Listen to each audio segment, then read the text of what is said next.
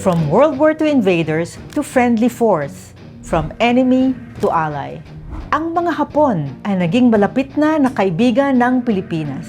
Titindi pa ang ating relasyon sa pagpirma ng historic na Reciprocal Access Agreement or RAA. Hello, ako si Marites Vitug, Editor-at-Large ng Rappler. And this is Hindi Ito Marites. Hindi ito chismis. Everything I discuss here is based on verified info.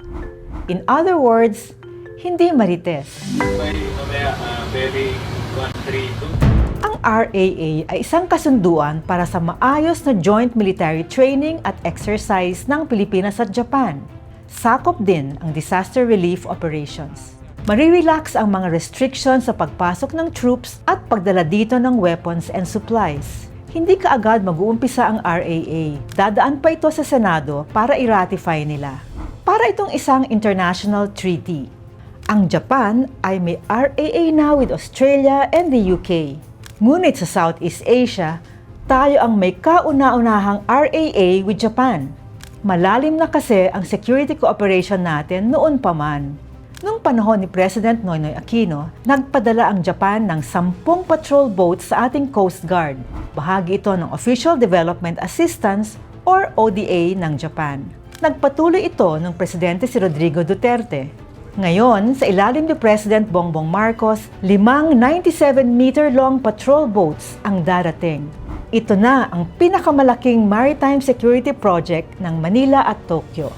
Noong December 2022, 2 Japanese fighter jets ang nagland sa Pilipinas. First time ito since World War II. Noong 2023, ang Pilipinas ang isa sa mga bansang unang tumanggap ng grant mula sa Official Security Assistance or OSA ng Japan.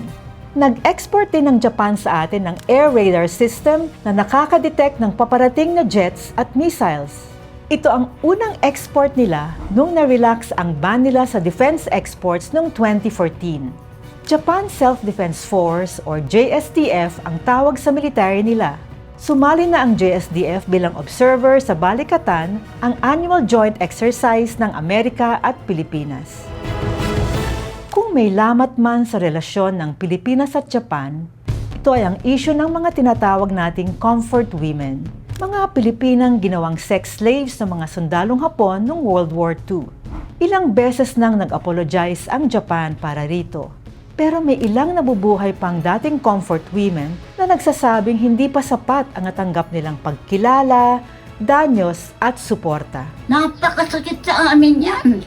Nag-iba na talaga ang mundo. Sa bagay, more than 80 years na since World War II.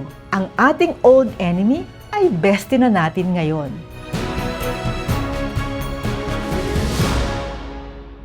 Para sa iba pang trivia videos kagaya nito, sundan ang Rappler sa YouTube, Facebook, X, Instagram at TikTok.